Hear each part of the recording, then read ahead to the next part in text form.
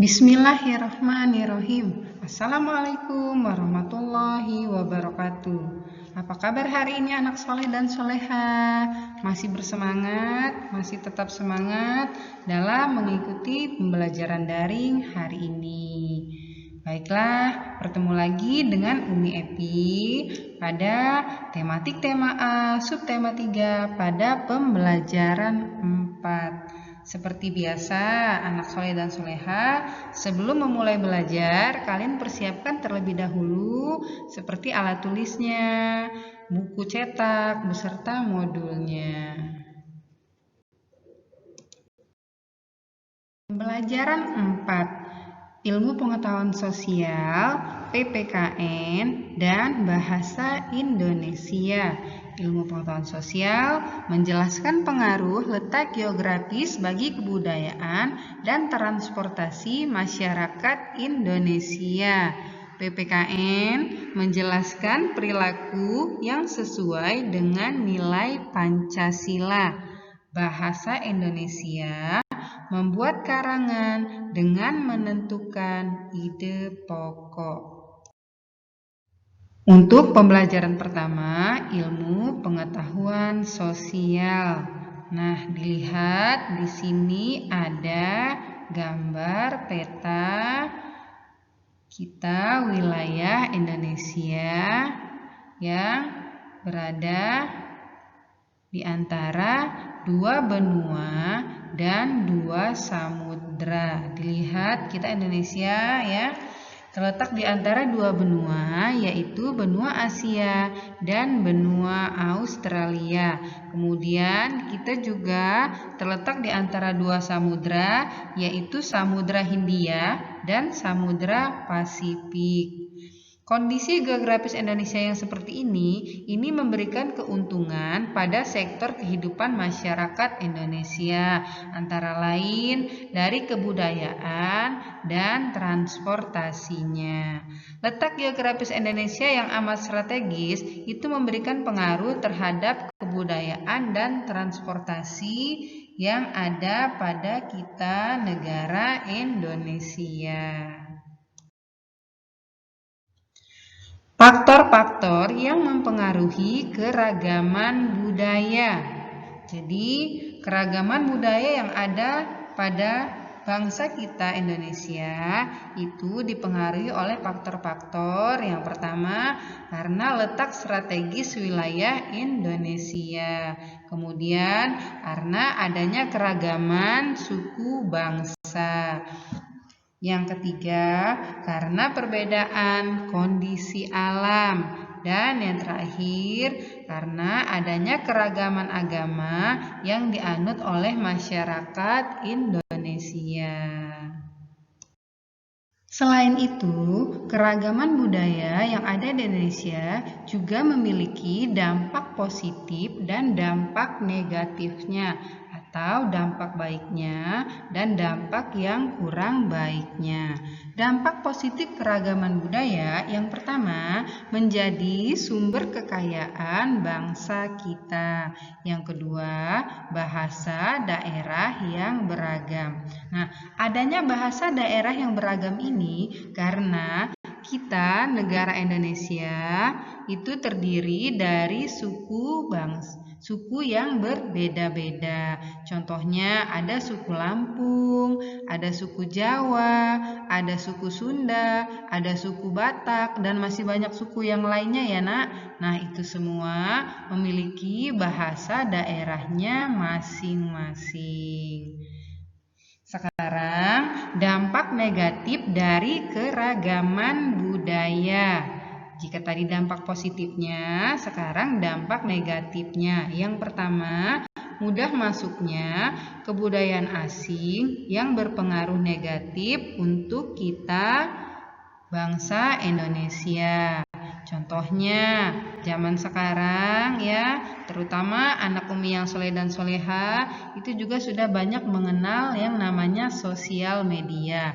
Nah, di sosial media itu tidak semuanya ada contoh yang baik. banyak dari seperti kebudayaan-kebudayaan luar ya, atau kebiasaan mereka, adat istiadat mereka yang mereka tampilkan di sosial media mereka.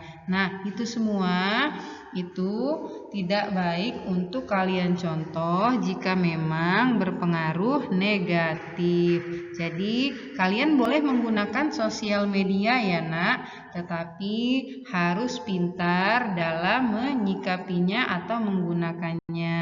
Nah, jika ada contoh yang tidak baik, jika ada contoh yang berpengaruh negatif, itu tidak perlu kalian tiru ya. Itu pesan Umi untuk anak soleh dan soleha. Insya Allah anak soleh dan soleha di 5 Umair itu anak-anak yang memiliki akhlak dan juga adab yang baik, yang mulia ya nak ya, yang kelak insya Allah semuanya bisa menjadi anak yang benar-benar soleh dan soleha, membanggakan kedua orang tuanya dan bisa menjadi pintu surga untuk kedua orang tuanya. Mau menjadi pintu surga untuk kedua orang tua? Pasti mau semua ya nak? Amin insya Allah. Nah, dampak negatif yang kedua itu generasi muda kurang mengenal budayanya sendiri. Ya, karena adanya musik-musik barat, musik-musik luar negeri. Jadi, kebanyakan anak-anak sekarang itu ya lebih hafal lagu-lagu barat, lagu-lagu luar negeri daripada lagu-lagu daerahnya masing-masing. Makanya di sini dikatakan generasi muda kurang mengenal budayanya sendiri. Untuk pembelajaran yang selanjutnya yaitu PPKN. Nah, Pancasila tidak hanya menjadi dasar negara saja, tetapi juga menjadi falsafah hidup bangsa Indonesia. Pancasila mencakup semua sendi kehidupan, yaitu ketuhanan, kemanusiaan, persatuan, kerakyatan, dan keadilan sosial. Nilai yang terkandung dalam Pancasila itu merupakan cerminan dari kehidupan masyarakat Indonesia dan merupakan menjadi bagian yang tidak terpisahkan dari bangsa kita Indonesia. Nah, kalian boleh coba amati apakah sikap saudara-saudaramu sehari-hari atau di dalam kehidupan sehari-hari itu sudah sesuai dengan nilai-nilai Pancasila atau belum? Nah, jika sudah, berarti saudara-saudaramu telah menerapkan nilai-nilai Pancasila dalam kehidupannya sehari-hari dengan baik. Pembelajaran yang terakhir, bahasa Indonesia. Kita membahas langkah-langkah membuat karangan dengan mengembangkan ide pokok.